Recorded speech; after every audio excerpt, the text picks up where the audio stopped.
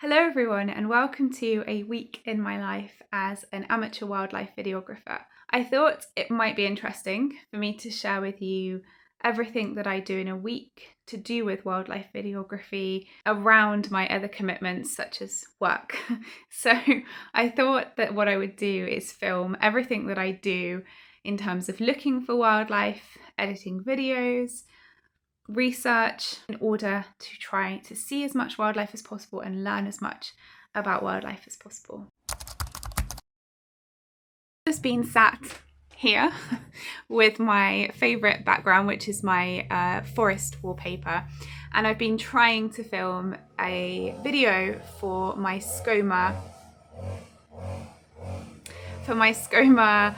YouTube video that I'm currently working on. But it is not raining today, which is quite unusual for Cornwall. And so, as you can probably hear, it's extremely noisy in the neighbourhood. So it's been a bit of a challenge recording, but I think I've got as much footage as I need.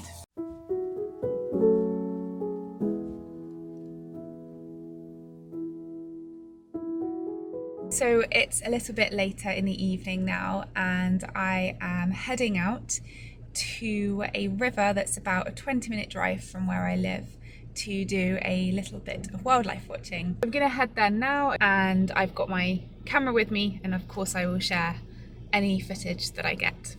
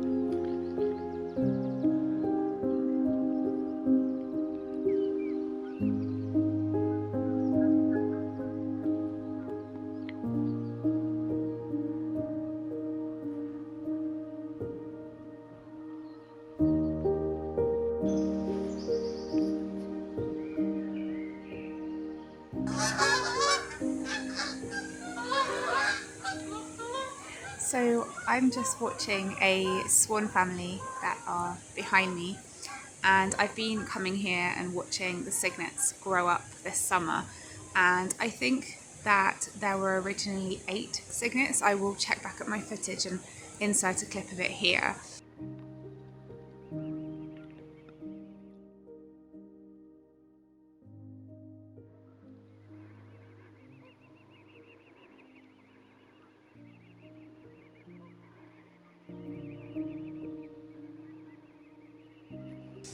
But there are now 7 cygnets. So if there were originally 8, they're actually doing really well, because that means they've only lost 1 cygnet. And obviously some families lose all of them, or nearly all of them, and end up with maybe 1 or 2. But this family still has 7 cygnets going strong, so I'm really pleased to see that.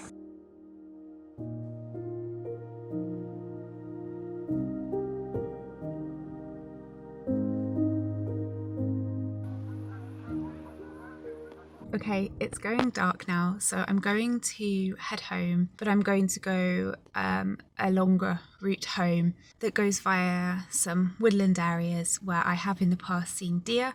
So I'm going to drive back that way. It is quite dark now, so whether or not I can catch anything on the camera, I don't know. But obviously if I do, I will insert a clip of it. I'm back home now. I picked my dogs up from my parents' house on the way home because that's where they were while I was out. And now I'm pretty much just going to get ready for bed and go to bed. I got up about 5 o'clock this morning, so I'm feeling quite tired. There is just one more thing that I need to do before going to bed that is wildlife related, and that is to feed a hedgehog that has been visiting my garden for the last couple of weeks. So time to go and do that.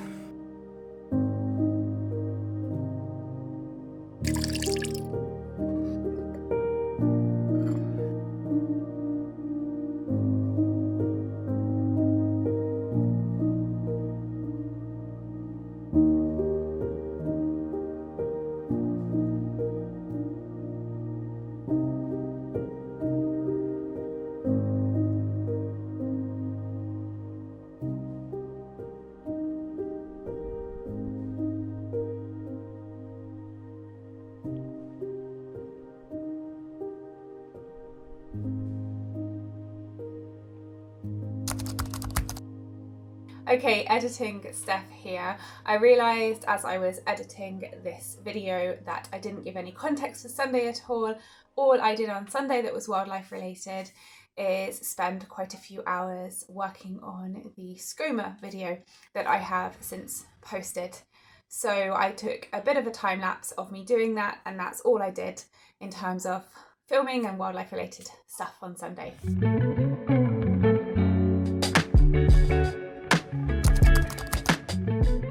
It's Monday evening. I'm just back from walking the dogs after I finished work, and now I think I'm going to do some either drawing or painting inspired by my garden hedgehog visitor. So I'm going to sit in the porch because it's raining and it will feel nice and cozy there, and yeah, get on with a little bit of art.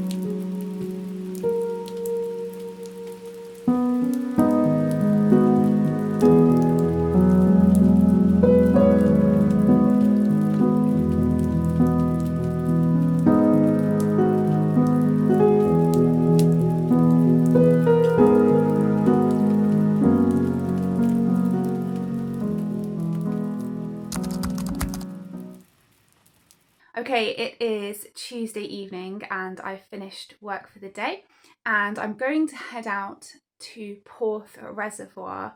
It's a really lovely sunny evening, so I'm going to just spend a little bit of time there having a look around and visiting one of the hides at least there. I'm actually going to film for a video that I'm making about wildlife in Cornwall. It's going to be quite a big video featuring quite a lot of different places, and Porth Reservoir is one of those places.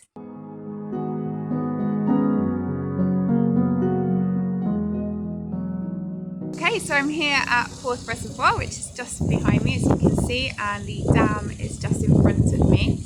And I've got all my camera equipment with me to film the video that I was telling you about before I set off.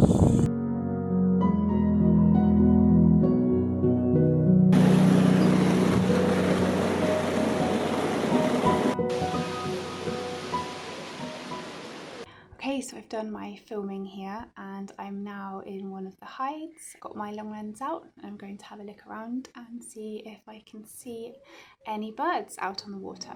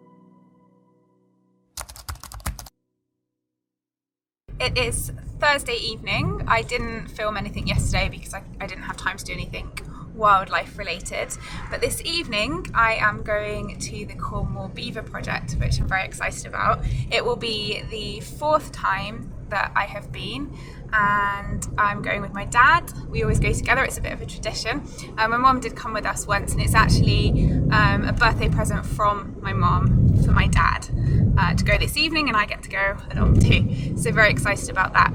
And it's also very good timing because for the video that I was filming for at Porth Reservoir, I also need some footage of the Cornwall Beaver Project. So we're having a tour of the farm and looking at signs of beavers, and in a minute I think we're going to get to the main pool where we might see them.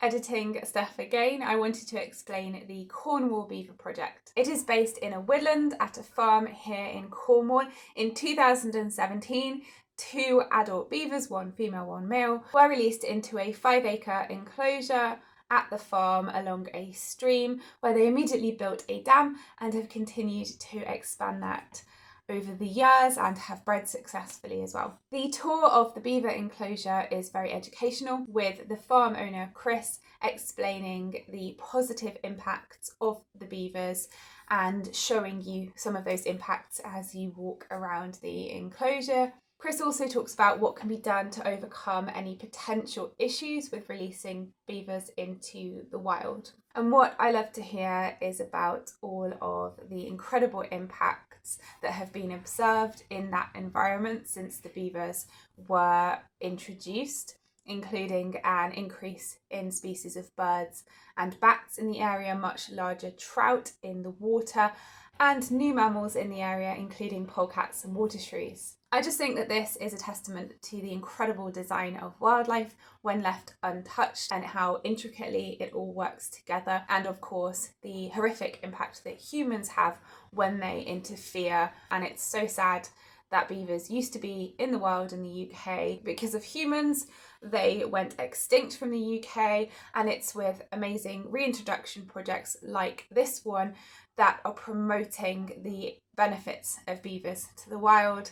And as I'm sure you know, if you're a wildlife lover, there are more and more beavers popping up in the wild in the UK, which is a really exciting, wonderful thing in my opinion. So this tree is an example of how easy it is to stop beavers from cutting down trees. It was painted with PVA glue mixed with sand, and the grainy texture is off-putting to the beavers, so they won't gnaw on it. So a very easy deterrent. And another method is to put wire around the tree.